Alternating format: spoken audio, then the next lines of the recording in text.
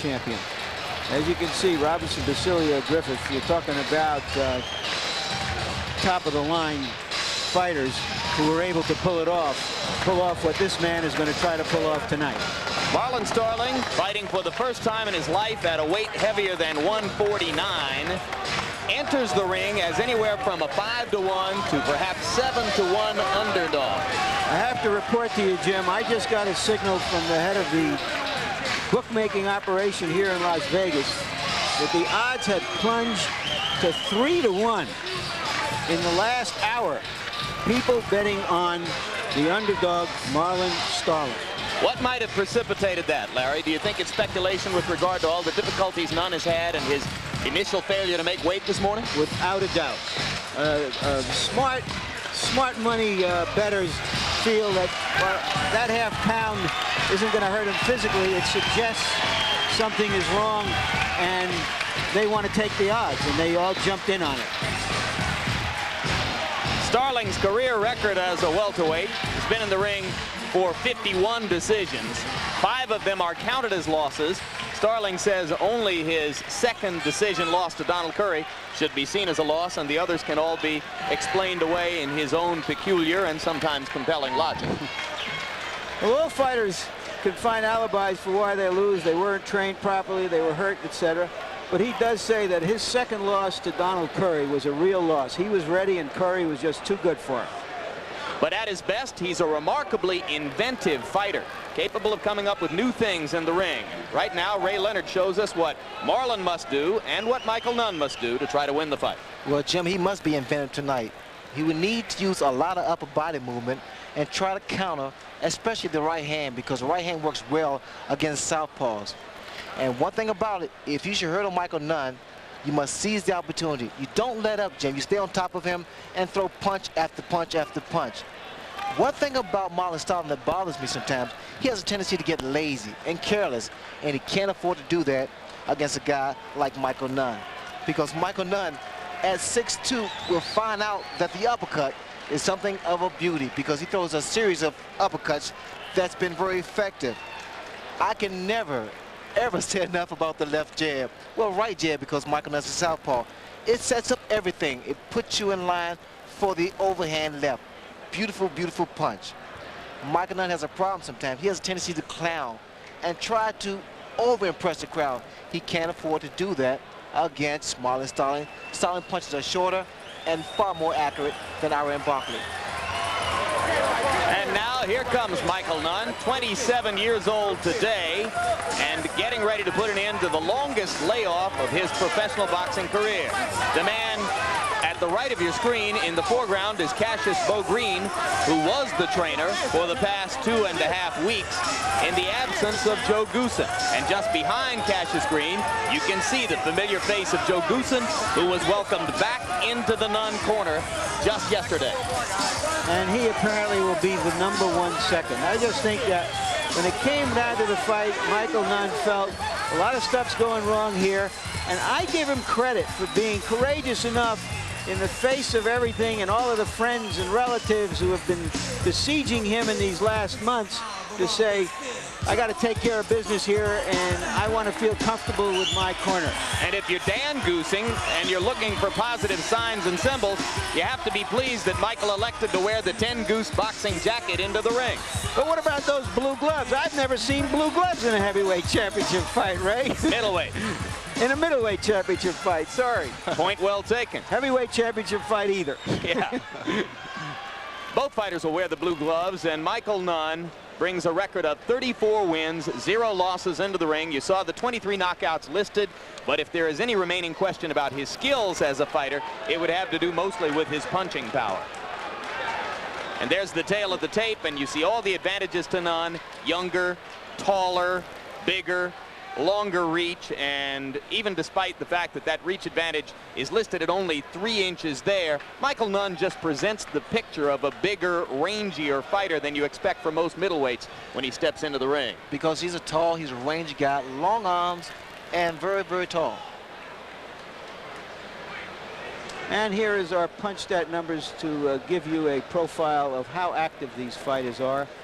You can see what Nunn did against Barkley. Barkley put a lot of pressure on him. Starling is going to try to do the same thing.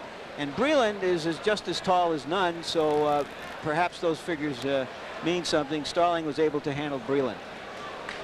And here are the jabs. Nunn uses it perhaps as his best weapon. Starling uses it to get on top of his opponent and throw harder punches. Rules for the bout as referee Mills Lane prepares to call the 40th championship fight of his illustrious career. 3 judges will score the fight from ringside. 10-point must system, no standing 8 count, no 3 knockdown rule. You can be saved by the bell in the last round only. And now, up to ring announcer Jimmy Lennon Jr. for the pre-fight introductions. Ladies and gentlemen, sports fans around the world, welcome to the magnificent Mirage Hotel in Las Vegas, Nevada. As the Mirage Hotel and Casino, Al Goosen Promotions and Cedric Kushner Productions presents the main event of the evening. 12 rounds of boxing for the IBF Middleweight Championship of the World. This fight is sanctioned by the International Boxing Federation, the president supervising at ringside, Mr. Bob Lee. Along with the Nevada State Athletic Commission, the chairman, Dr. James Nave. Commissioners, Dwayne Ford, Dr. Elias Gannon, Jay Nady, and Luther Mack. Executive director is Chuck Minker. Presenting to you the officials as appointed, the chief ringside physician, Dr. Flip Pomansky, along with Dr. James Game. Timekeepers at the bell also keeping count of the knockdowns. We have Mike Lasella and Al Bisick. Judges at ringside for this main event from the state of Washington, Glenn Hamada. From Indiana, Gary Merritt, and from Nevada, Art Lurie. Now introducing to you the referee in charge of this bout, Mills Lane. All right, fans, here we go. This is it, the main event of the evening, 12 rounds of boxing, the IBF Middleweight Championship of the World. Introducing to you first, the challenger on my left, fighting out of the blue corner. Wearing light blue trunks with white trim and fighting out of Hartford, Connecticut. His weight tonight is already 158 pounds. With a record of 45 wins, 5 defeats, and 1 draw, he has 27 wins by way of knockout. Please welcome the WBC welterweight champion of the world, the challenger, known as Marlon Magic Man Starling.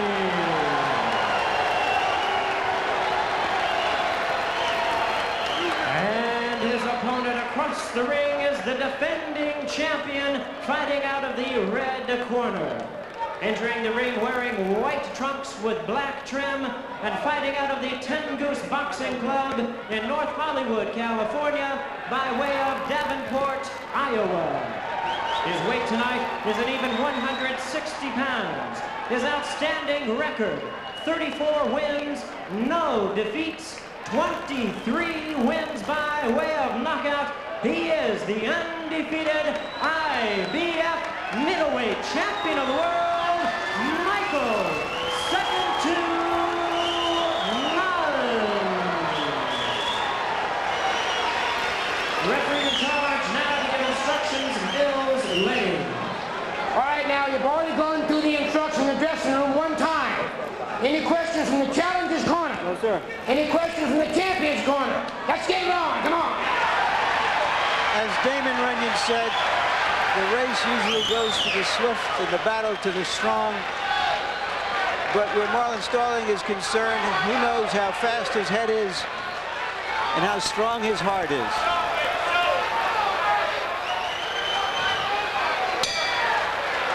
Round 1 begins. Ray Leonard, you suggest that you didn't like the way Nunn looked in his corner before the fight. It was a very, very unsure look. He didn't look too positive. Normally, Michael Nunn gets to the ring and has this arrogance about him. I don't see it now. With Marlon Starling, because he's fighting a heavier weight, he didn't have to exert himself to make the 147-pound weight limit.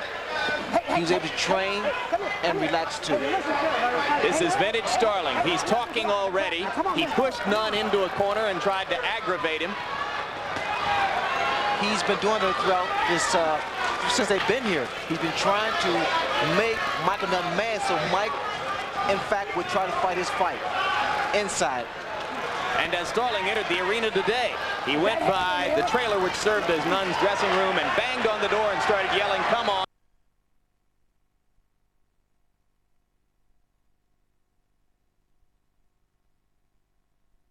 Here what I said about clowning. So Michael's against the ropes. He did it against Ira and Barkley. And Barkley telegraphed his punches. With Starling, Starling's punches a lot shorter and a lot more accurate. Starling's a much more technically skilled fighter than Iran Barkley. The size disparity, on the other hand, is readily apparent in the ring. Nunn looks down at Starling.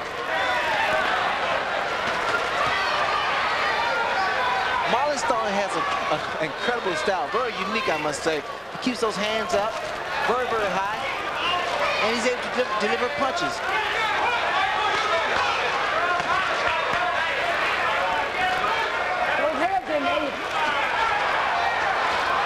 Those are the uppercuts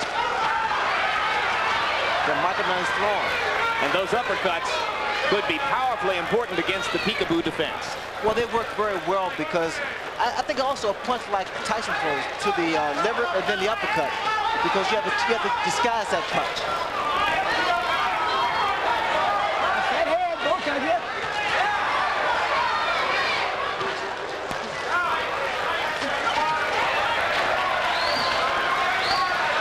Both fighters are landing punches inside. Most of the punches thrown by Nunn is being caught on the hands and the elbows of Marlon Starling. It's a very difficult defense to penetrate.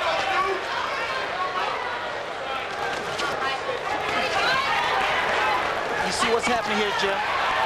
Marlon's walking his man down. He's throwing that lead-off right. The right hand works well against southpaws. You'll notice they throw it from time to time. And in the last 30 seconds, Starling has begun to land frequently, and he seems to have Nunn a little bit befuddled. Watch the right hand. There it is again.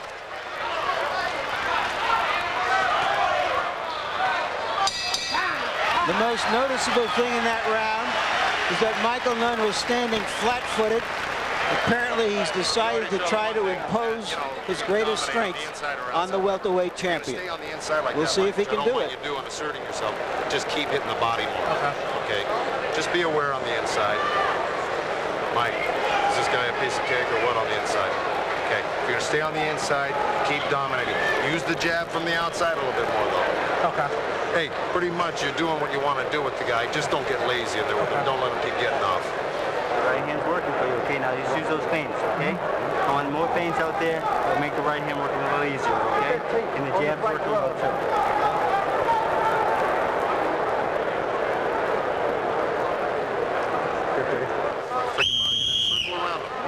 Turn him a little bit. Don't be in the front of him. The trainer in Starling's corner is Freddie Roche, a disciple of Eddie Futch, 30-year-old former featherweight.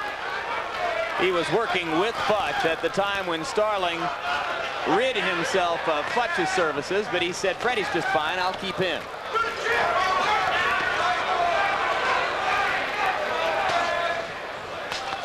The punch count statistics for round one reflected what you said, Ray, that Starling was picking off most of Nunn's punches with his gloves and his forearms. And his trainer, Freddie Roche, told Starling, just keep throwing the right hand. There it is again.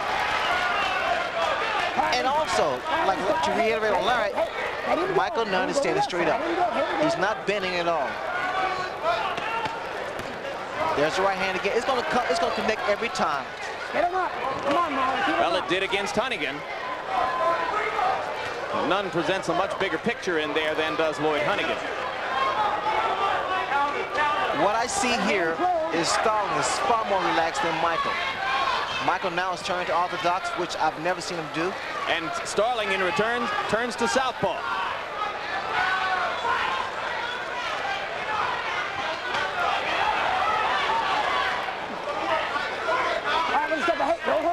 Nunn told me the other day that he would have a body attack. I have yet to see body attacks. There was one punch there. Most so arm punches.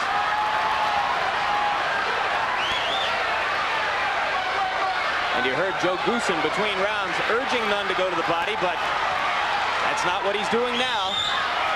Wailing away at Starling's gloves. Keep watching that right hand, Jim. He's snapping Nunn's head back with the right hand. Okay, all right. Come on, where's that one?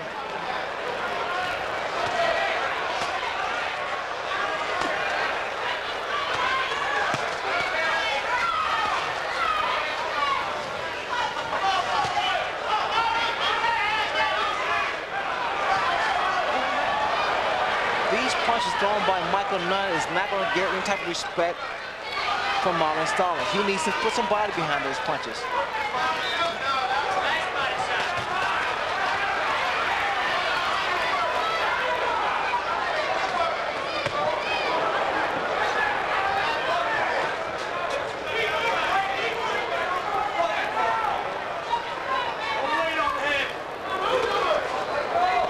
Watch the right hand again by Starling. He's trying to set him up.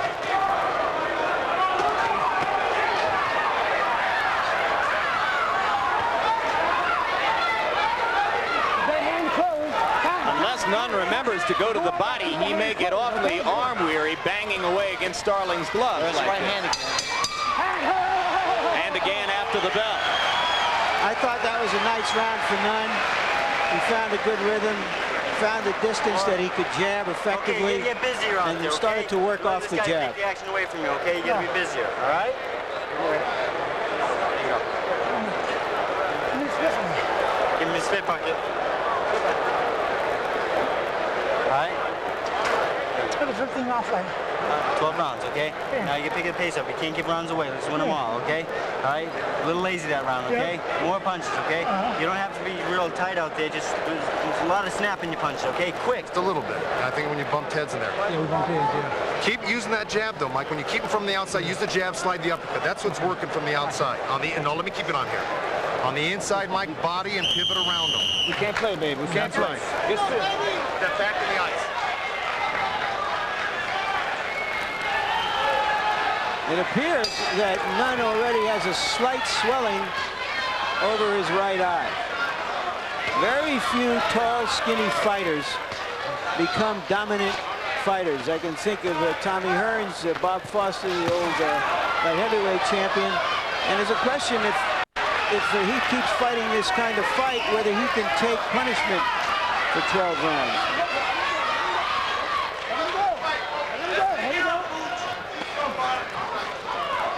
Now this is really uncharacteristic of Michael Nunn. He's putting his head down and is trying to be a slugger. Watch the uppercuts from Marlon Starling. Nothing's happening here. Starling's blocking those shots. A couple shots got in. That hand close.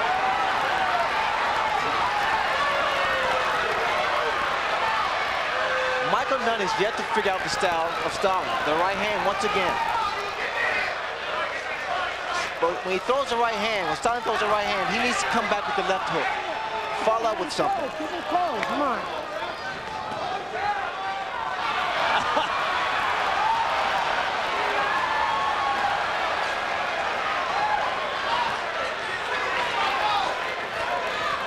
My trainer, Pepe Carrero, always told me that one punch can land, the other punch can land too.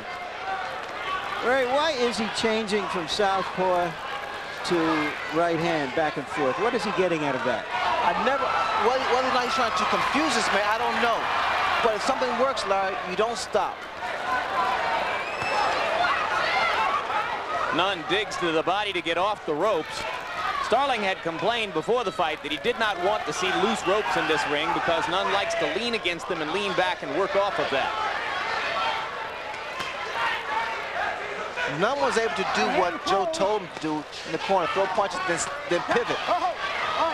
That's first jab behind the neck. Come on. He did that, but he didn't throw any more punches after that. Mills Lane warning the fighters not to hold and hit. Nunn has a tendency to reach out with his right hand and hold the back of Starling's head. Starling ripping with the right hand again, and again, and again. 3 right hands landed.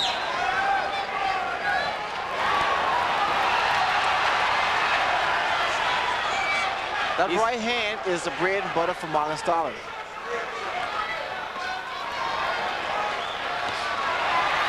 These are not hard right hands, but they're landing with unerring accuracy. And Ray, as you pointed out before the fight in your tip of the night, the right hand is always effective against the southpaw if you find his place for it. If it lands, keep throwing it, but come back with something else, a left hook. Well, guys, already after 3 rounds, we've had more action than a lot of people expected after 12. So this is turning out to be not just a tactical fight, but also a good deal of action. You've got to go to that body more, Mike. Jimmy, where's the bucket? Mike, look, when he's going into that shell, go to the body, dig those punches, and work around them. Turn them, and then use those uppercuts, Mike. That's what will catch this guy. Let's see Nunn try to penetrate that peekaboo defense.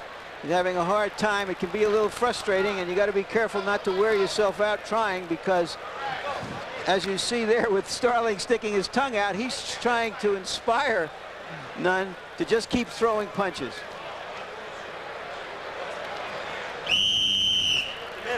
Neither of them apparently has the firepower to hurt the other so far. If any one of them hurts the other, it will be through attrition. And indeed, both have chosen to indicate to the other that they can't be hurt under these circumstances.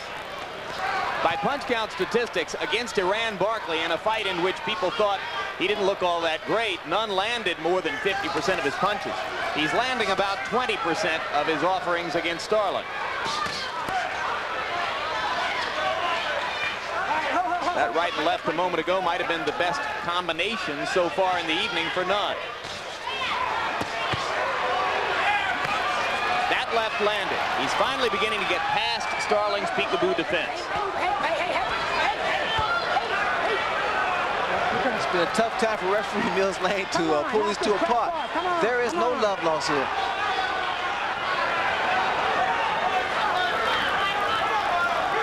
I can't believe Starling's not going to the body of Michael Nunn. Look at the body, so exposed.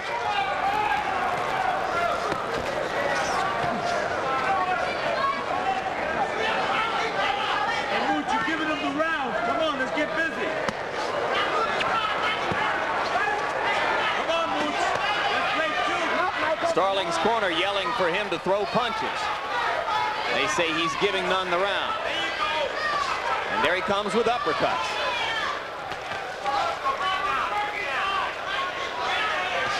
Although Starling has thrown some pretty good right hand, not powerful right hand, but they were very accurate. The problem he's making, he's not throwing his combinations. He's not putting his punches together.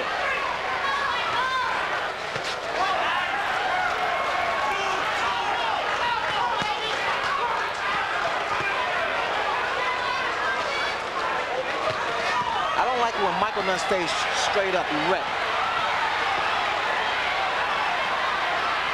Nunn dominating the action of this round. Now you see Starling, he retaliates. And when he throws his punches in bunches, you see how many land.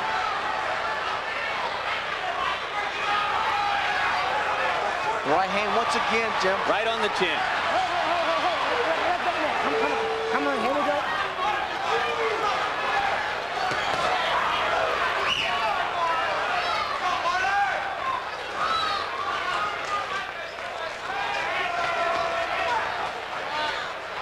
Nunn starting to work more and more effectively with the jab.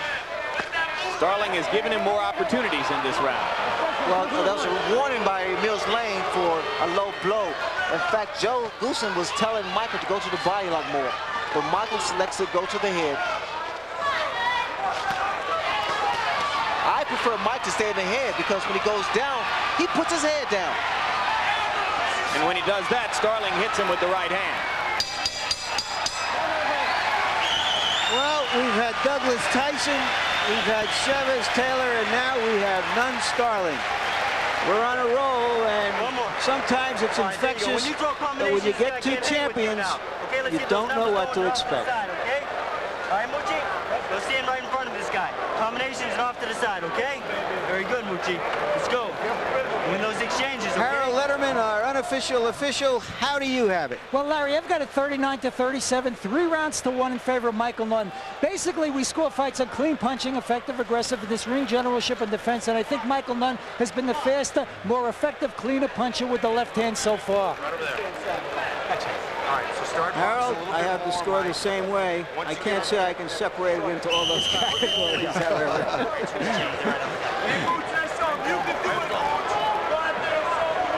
Well, If Michael Nunn can keep doing what he's doing, that is to say, if his conditioning holds up, which has been questioned, then he's found the formula to dominate this fight.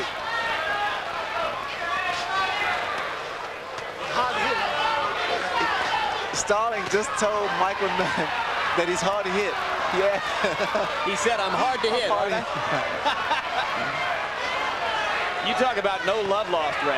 I can't imagine any opponent liking Starling. He's a pest. He's a great guy. He's a character, I'll tell you that. A punch that I should play with in the gym was an overhand right. Not a straight right hand, but an overhand right, especially against a tall opponent. Roundhouse right from Starling fell short. Nunn starting to become more effective inside.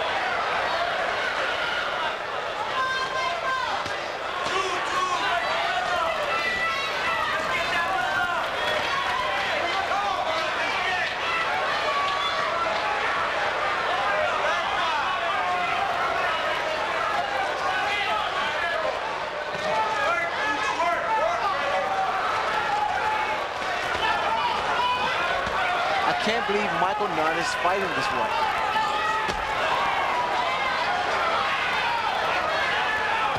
When he comes in this way, he has a tendency to put his head down, Jimmy. And in doing so, he's very susceptible to shots thrown by the short of Marlon Starling. Well, Larry and Harold both have him winning 3 of 4 rounds, and you can't believe he's fighting this way. You see the fight differently? Well, I just see that Starling has been throwing more punches, although the hand speed of Michael Nunn sometimes has a tendency to mesmerize you. That's why I'm not a judge. It's maybe a tough fight for judges to evaluate. And 2 of them are the 2 judges who gave Nunn his victory over Iran Barkley in Reno in August.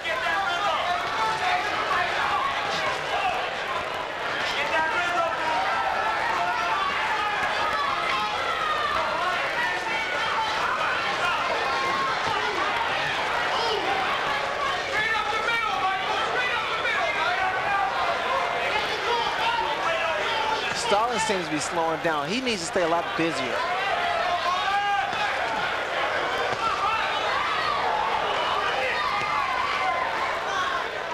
For the first minute of this round, Starling was busy and Nunn slowed down. But now in the ensuing 2 minutes, the middleweight has taken over again.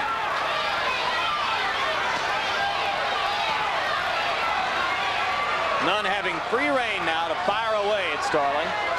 What's happening when Starling throws one punch and Michael throws a combination, Michael Nunn was still around. An excellent round for Curry. There used to be a saying that a fighter like a leopard can't change his spots, but Michael Nunn is changing his style and standing in there and fighting. Maybe because Starling can't hurt him, he has the courage to do that. Good. Mike, keep using the jab. You'll find stuff off of it, Mike. Keep boxing him. Feints his body work, okay? More feints, okay? Go to him, slip to him. Don't pull away from them shots, okay? No time to fool around out there, okay? Go to work, okay? Pick it up. Rip that body. Outside in. This combination is how you get to fire him, okay? Earlier today, WBA middleweight champion Mike McCallum stopped Michael Watson, and there are some ramifications of that. You won't believe who the mandatory challenger for the middleweight championship you're now looking at is. It's Donald Curry. He's only fought 2 middleweights in his life, neither one of whom we've ever heard of. But indeed, according to the rules of the International Boxing Federation, the winner of this bout must give Donald Curry a match before July 17th this year. Should throw in here, Jim, that a fellow named Roberto Duran is still a WBC middleweight champion. You heard of him, haven't you, Ray? The name does ring a bell, Larry. And Starling's people have indicated that if they can get by this one and Starling can take the middleweight title, he would like to fight Duran. Michael Nunn's going to find that throwing 2 jabs will open something up. There will be an opening after 2 jabs. Work your way in. Work your way in. Get that rhythm. Get that rhythm. There you go. Freeze him. Freeze him. Nunn switched to conventional for a while, now goes back to the southpaw stance. So he goes from throwing left jabs, of which he landed the 2 in a row that you were looking for, to right jabs. Coming with the left off of it, and now Mike's clowning here. And this is when Starling should jump in there.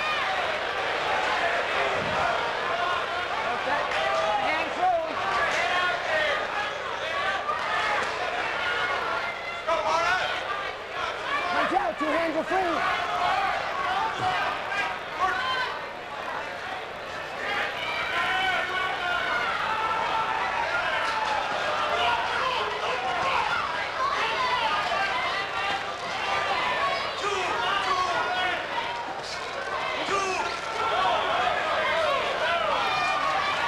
Starling just a lot more tentative than he was in the first few rounds, Ray. Could it be that the bigger man's size and weight have gotten to him a little bit?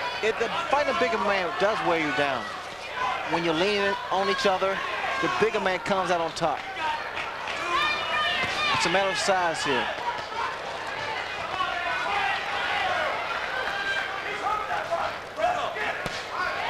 Now Michael Nunn's going to the body. Nunn dominating the action here. Starling, for the time being, has stopped throwing punches again. Very good trick there, stepping on the foot of a taller opponent. Often happens when a conventional fighter faces a southpaw.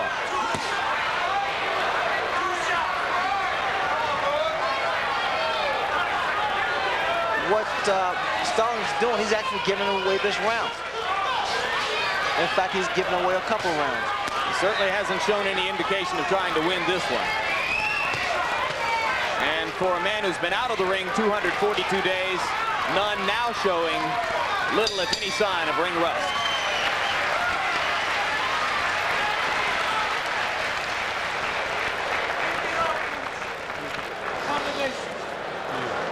Okay, Moochie, now you gotta fire it up in there, okay?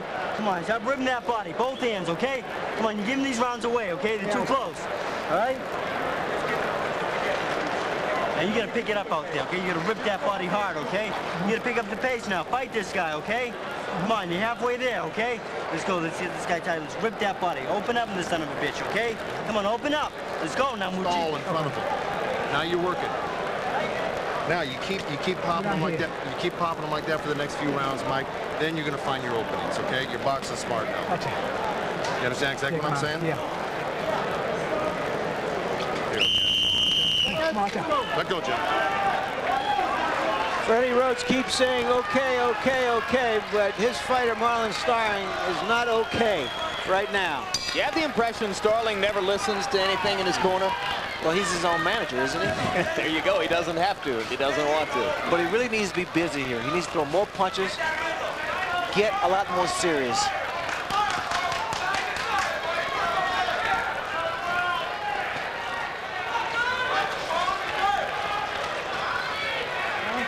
The man who's been doing all the talking in Nunn's corner is Joe Goosen, who just returned to the Nunn camp from his 3-week exile overnight.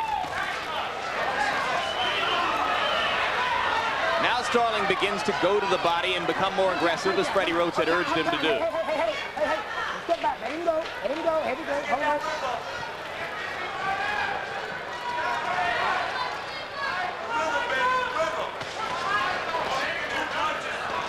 Watch out, 2 hands are free.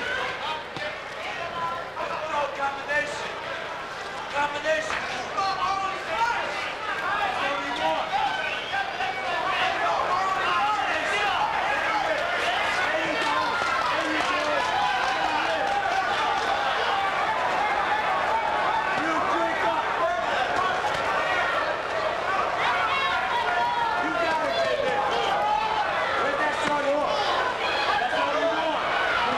for a left hook from Marlon Starling.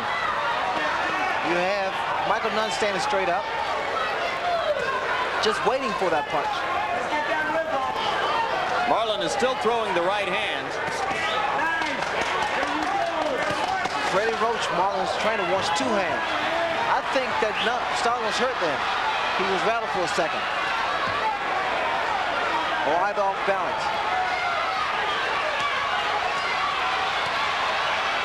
Starling at a standstill.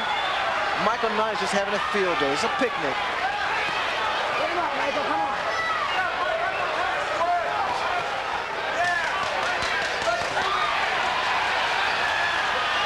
You see what happens, Jim, when Marlon Starling throws combinations?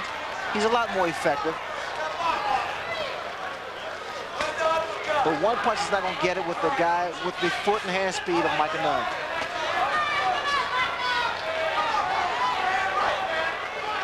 Starling, after an interesting first 3 rounds, has drifted south. Less and less active, more and more willing to let Nunn control the bout with his jab and his boxing skills.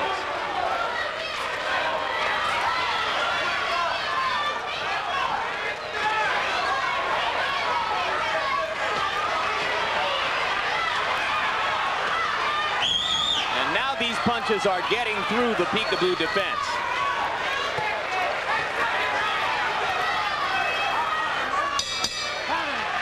I think what's happening out there, Jim, is Starling, knowing he's behind, has to take more chances. He's going to be more vulnerable, and he might get hit with some heavy punches. Right to the chin, okay? Harold Letterman, how's the fight progressed according to you? Larry, I've got it 69-64, 6 rounds to 1 in favor of Michael Nunn. I mean, in plain and simple English, Michael Nunn has come to fight and Marlon Starling hasn't.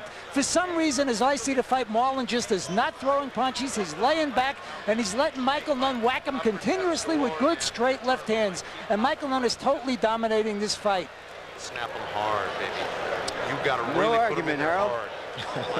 Clark came up with those uppercuts. You gotta understand. I see this more as a fight not between a heavier man and a less heavy man, but between a tall, skinny guy and a short, compact guy. And the tall, skinny guy's winning. And it isn't a question of his strength either.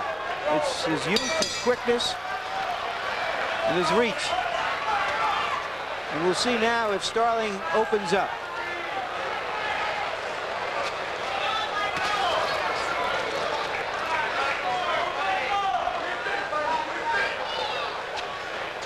He's trying a little trick again, step on the foot. And that is the case, like you stated earlier, Jim.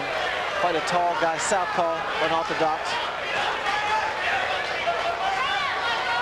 Nunn casually looking down at his front foot as if to say, all right, I'll watch it if you're going to try to step on it.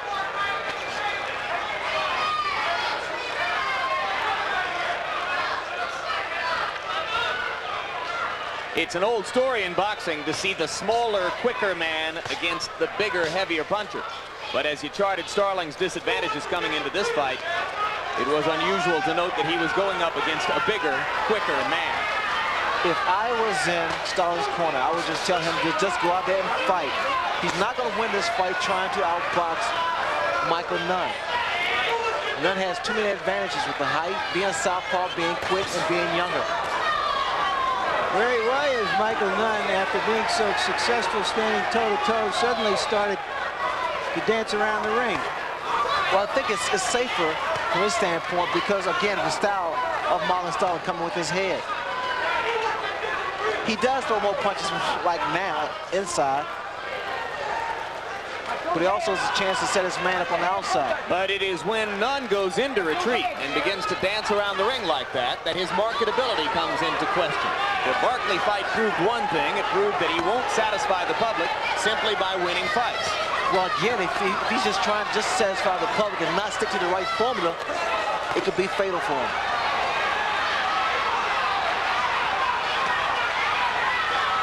So you're saying it ought to be enough for him to win fights?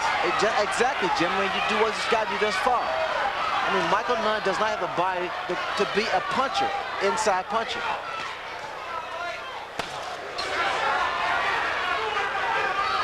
I think once he wears his opponent down, then it's safe to go inside, but not at the early stage.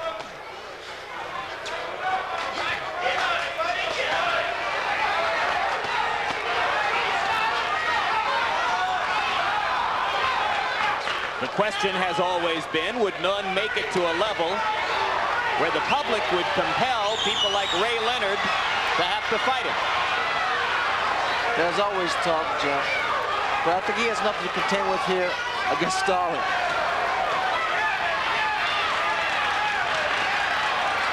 Starling coming alive, landed a right cross inside. Now Nunn comes back with a fury of his own. Starling gives away too many rounds. A good action round. Good. But Starling needs more than that. He ain't gonna take much more of this. You got 9, 10, 11, and 12. Sit back. Let me get some water on you. Relax. Jimmy, leave that alone right now.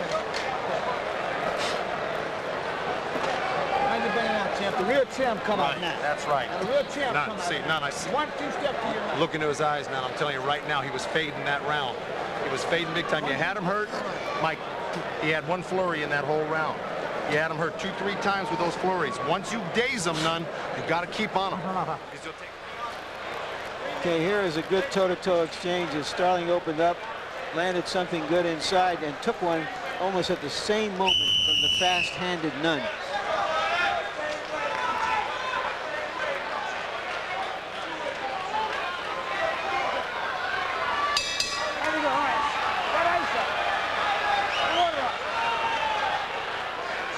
So it becomes another display of Nunn's multiple skills.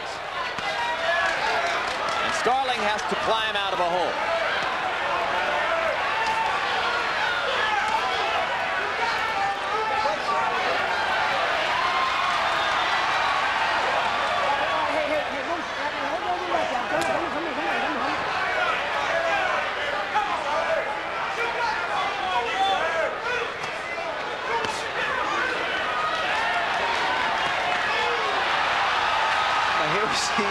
Michael Nunn doing his infamous clowning.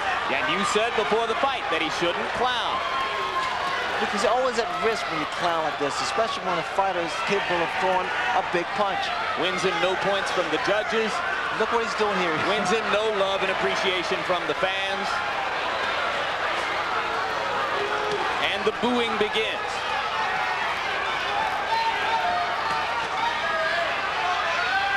Michael Nunn has incredible hand speed, and that's what's so impressive about him.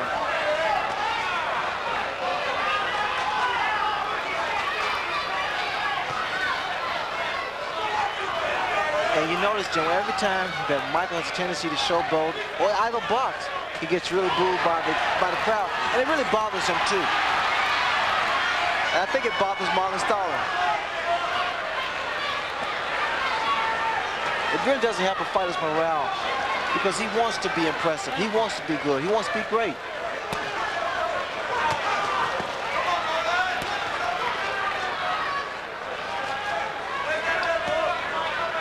Well, what fight fans want from Nunn is both fair and unfair. Most of all, they want him to go about his business without self-glorification and without the clowning. That's fair. They also want him to produce knockouts, and that, to a certain degree, may be unfair. Exactly, I would agree with that, Jim. I mean, Michael Nunn is not your one-punch knockout. Michael Nunn is a boxer. If you really observe Michael Nunn's punches, and they come in bunches, come in like 4 or 5 punch combinations, but you'll notice that his punches, he punches with his arms, with speed, not with body. And the booing begins again. He excited the boxing public in the weeks following his one-round, one-punch knockout of Sumbu Kalambe. All of that excitement dissipated in the 12-round decision over Barkley. That fight there with Kalambe, because Kalambe was such a highly recognized fighter and champion, it was like a sin for him to have knocked out Kalambe with one punch. Because now he has to live up to the expectations.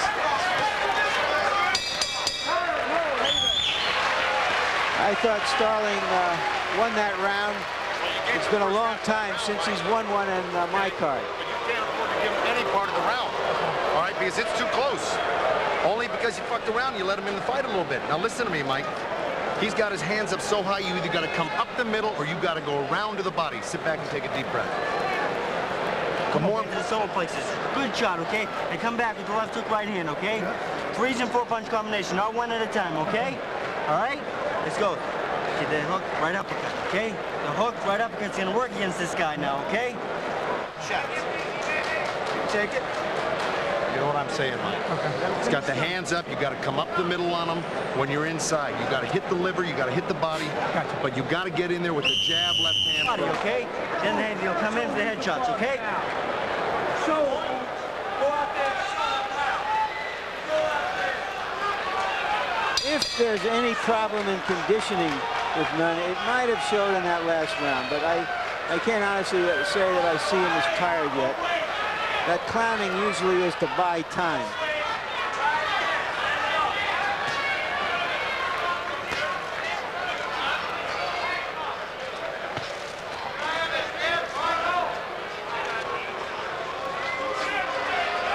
And the booing begins again.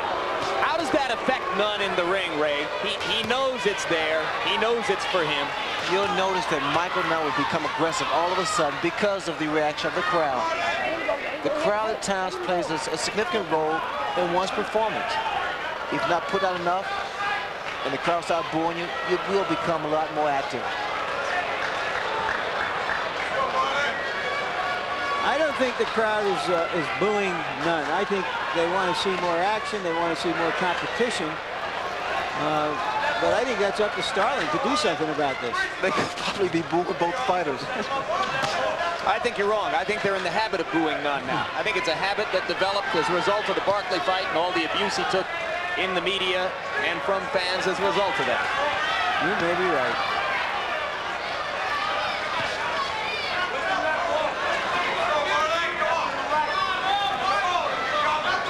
If Marlon Starling's gonna ever throw an overhand right, a Ken Norton right hand, is now or never.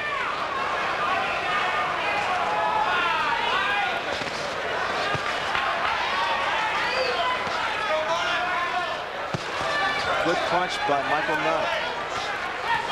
Michael Nunn, he turns his head, he anticipates a right hand. Now, what Starling should do, should back off and get some leverage here.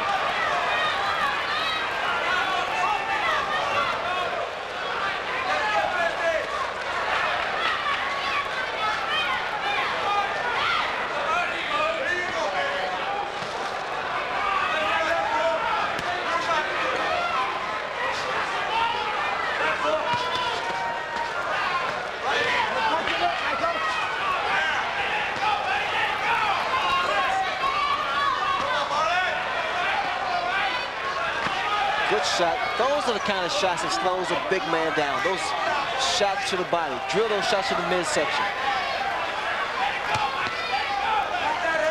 It may be a little late, though, for Starling to be working to the body and trying to slow Nunn down. That might have been a better idea back in rounds 3 and 4. Solid left hand from Starling, but he's landed enough with the right hand to show that he probably can't hurt Nunn. But also, Jimmy, you must be fair. It's tough to look good against Marlon Starling, too.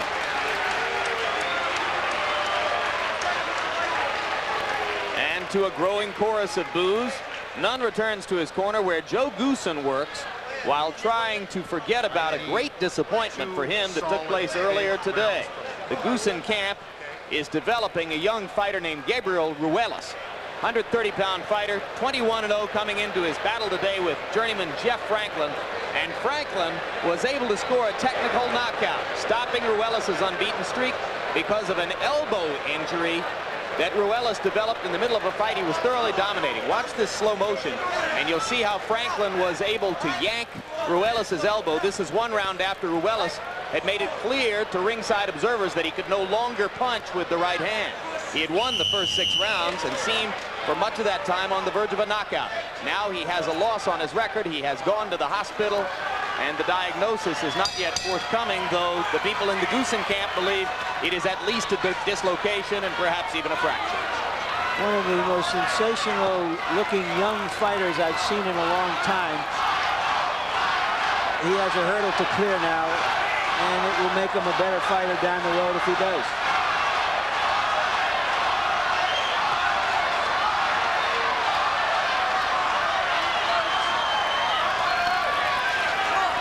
chanting in the crowd. It sounds to me as though some people are chanting Michael and some are chanting Starling. So at least the interest is still here. Starling lands a right hand, and a lot of people wake up.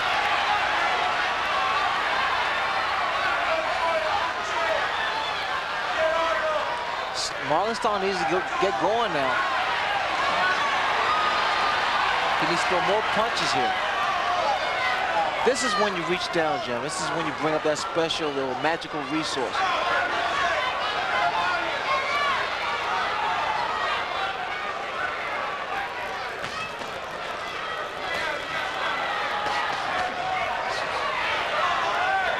There is no reason for Starling to be backing away. What he should be doing is going forward.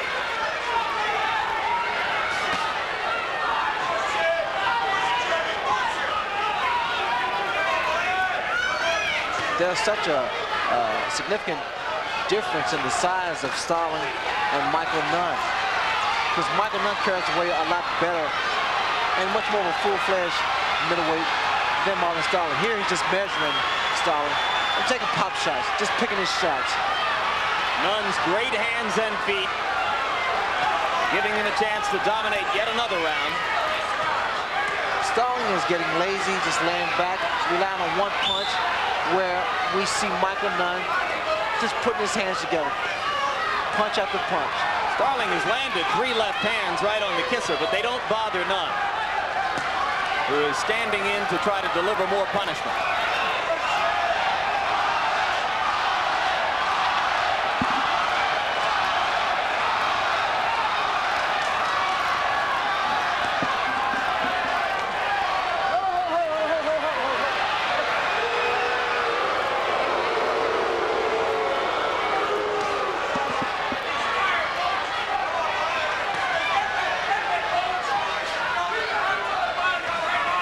We come toward the end of the 11th round of a 12-round championship fight.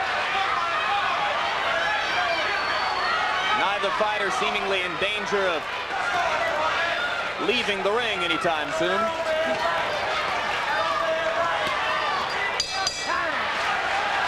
My guess, Jim and Ray, is that the people who are unhappy with Nunn's performance here in Las Vegas are those people who bet the fight down from 6-1 to 3-1. They bet on Starling because I think Michael Nunn looks pretty good right here. Listen for your birthday. Sit back and take a couple deep breaths now. Okay, now Moochie, he punches. When he's punching, you punch with him, okay? These two outside, you were right down the middle. 1-2, 1-2, okay? Fire it straight and hard now. As you can this round, put hooks after uppercuts after left hands. When you stun them, stay on them. You look good at 1-2. Get up now, Moochie. Straight punches, okay? Touching down to the jab over here right first thing, okay? All right, go out there. Ping, ping. Hard, Moochie, okay? Pick it up now. Harold, going into this last round, how do you see it? Larry, 8 rounds to 3, 107-102, Michael Nunn. He's just too quick, just landing too many hard left hands. What we're saying here is that Michael Nunn is still the middleweight champion and Marlon Starling is still the welterweight champion. Starling had hoped for a future path out of the welterweight division. He doesn't much want to fight WBA welterweight champ Mark Breland for a 3rd time. Also, no one wants to fight Simon Brown. Another one of the welterweight champions. Simon Brown has a problem. Everyone avoids him. He's too good. He's that good. And also, right now, Starling needs to be good.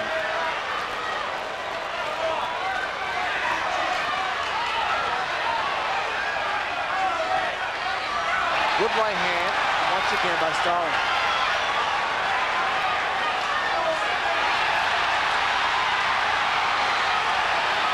That overhand right is the one that Mark Breland in Columbia, South Carolina. That was the right hand that I was talking about earlier that bothers those tall southpaws because it comes on the blind side. You can't see it coming. Crowd is chanting Marlon, Marlon.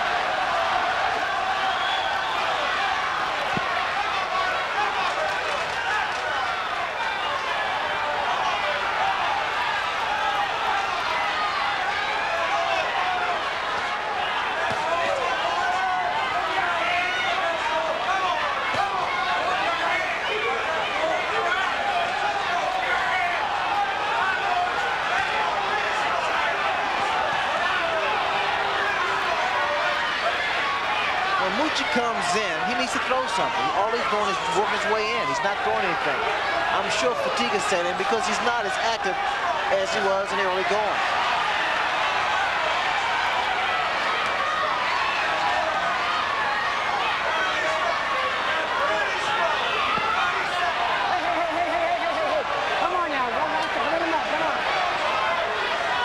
Mills Lane still in the bout, cautioning Nunn against low blows with a minute to go.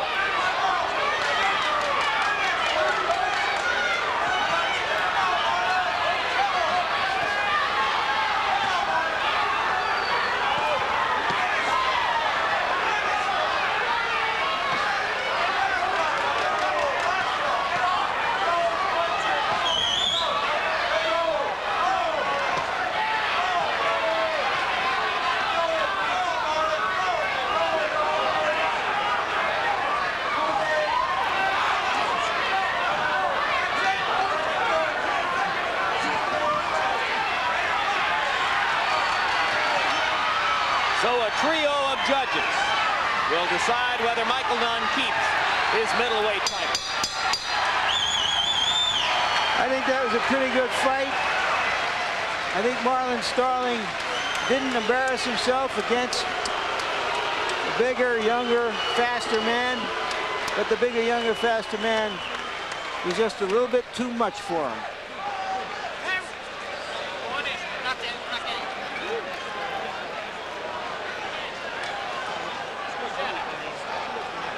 I thought it turned out to be a pretty good performance by Michael Nunn, considering the fact that he's fighting a guy like a Marlon Starling who's been around the block a few times. It's a tough fight. Starling's not the easiest guy to figure out. In fact, he's one of the toughest to figure out. But he made himself a little bit easier today than we might have expected, particularly in the middle rounds. Well, you know, Jim, Starling just got comfortable. He didn't throw enough punches. In fact, Freddie Roach's trainer just begged him to throw more combinations, to be a little more physical. In fact, he wasn't throughout the middle rounds. Starling looked as good as he's ever looked against Lloyd Hunnigan 14 months ago, and Eddie Futch, as trainer, was partial architect of that particular performance. Do you think he may have done himself a disservice by getting rid of Eddie Futch? I think anytime you get rid of a guy like Eddie Futch, you do yourself a disservice. The fact of the matter is, here's a man who wants to be champion, who is champion, Marlon Starling, and wants to manage himself and do all the above. You can't do that. You need to concentrate on one thing. That's boxing. I'm told that ring announcer Jimmy Lennon is ready to give us the official decision. Ladies and gentlemen, at 12 rounds of championship boxing, we have a majority decision, and here are the score totals. Judge at ringside, Gary Merritt, scores about 114-114, even a draw. Overruled by Judge Art Lurie, who scores about 117-111, and Glenn Hamada scoring about 118-110 in favor of the winner, and still IBF middleweight champion, Michael Second to Nunn. So the same two judges who gave Nunn his majority decision victory over Iran Barkley in August credit him with victory over Marlon Starling here. And just as that decision was booed by some at ringside in Reno, some elect to boo it here. It's tough to be Michael Nunn, unbeaten, unchallenged, unloved. Total punches in the fight, Nunn 975 to Starling 682. Nunn landed more punches also, and that percentage, 32%, is way up from where it was in the first 3 rounds of the bout when he was uncharacteristically inaccurate. And right now, Larry Merchant stands by in the ring. Larry? All right, Michael Nunn. Michael, you've been through a lot of turmoil recently. Tell us how you feel about the turmoil and coming through all of this finally. Well, psychologically, I'm real tired because throughout the last 2 or 3 weeks, I had to put a lot of things behind Michael Nunn, but that proved the great champion I am. And you like to tip my hat to Marlon Starling. He's a very tough competitor. He knocked out Mark Breeden. He's beaten Simon Brown, the 2 reigning welterweight champions. And he got in, real good shape. And he tried to take the fight from me due to me having my management problems. But I thank the good Lord up above for blessing Michael Nunn with the skills, the willpower, determination to keep on going. And I thank my family, thank everybody back in Davenport for being behind me. Why did you decide at the 11th hour last night, Michael, to go back to having Joe in your corner, Joe Goosen? Well, you know, I felt like Joe then when we throughout my career, and it wouldn't hurt because he wanted to be in there just as bad. So I thought it was a heck of a combination. And we got together and we done what we had to do. We wanted to fight, and I think that's what's important. Did you think that with all the turmoil and all the stuff going on that you just needed to have somebody in there you were familiar with to going back to before all of this stuff? Well, like I say, you know, I credit a lot of this to this friction. Like I said, I was a strong guy to be able to put it behind me there, but I couldn't afford to pull out. You know, I hurt my back in January, and they thought I didn't want to fight. I mean, Marlon Starling's a great fighter. I mean, why should I duck anybody? I'm 35 and on the world middleweight champion. I fight the best guys out there. Is bringing Joe Goosen back into your corner an indication that you will resolve the differences and go back to the Goosens as your management? It's a possibility. I just want to go back home, get with my family and friends, just kick back and relax and enjoy this victory and see what happens. You say it's a possibility. How good of a possibility is it? It's always a strong possibility. I don't know what I just want to take some time off right now there. But what I want to do is wish my son happy birthday. Little Mike, he's here with me. Hi, Mike. He's 9 years old. Hi. And today is my 27th birthday. So I know I couldn't get beat with my son here, my family, my friends, and all my loyal supporters out there. All right, two things. There's been some stories that you want to go up to the light heavyweight division, fight Virgil Hill, who you had fought as an amateur and defeated. Is that what your goal is now, to move up to the light heavyweight division? What I'm going to do is I'm going to see what's out there in the middleweight division. You got Thomas Hearns out there. You got Roberto Duran. Right now you got Mike McCallum, who just knocked out Michael Watson over in England. Congratulations. There's still a lot of credible guys out there. So I just want to take some time off and get back in the gym. And well, I want to give you a surprise. You may be the last to know that Donald Curry was today named as the mandatory challenger for the IBF, and that you have to make your next fight against him in the middleweight division. How do you feel about that? I'm all for it. If Donald wants to fight, I mean, I'll be more than happy to oblige him. He's a personal friend of mine, but you know, business coming for pleasure, so we can get it on and do our thing here on HBO. Just one last thing. Mrs. Nunn, I understand you brought a birthday cake all the way from Davenport, Iowa, the mean streets of Davenport, Iowa. Is that true? Yes, that's right. Mrs. Nunn, congratulations. Thank you so much. Good show, Michael. All right, thank you, guys. Back to you, Jim and Ray.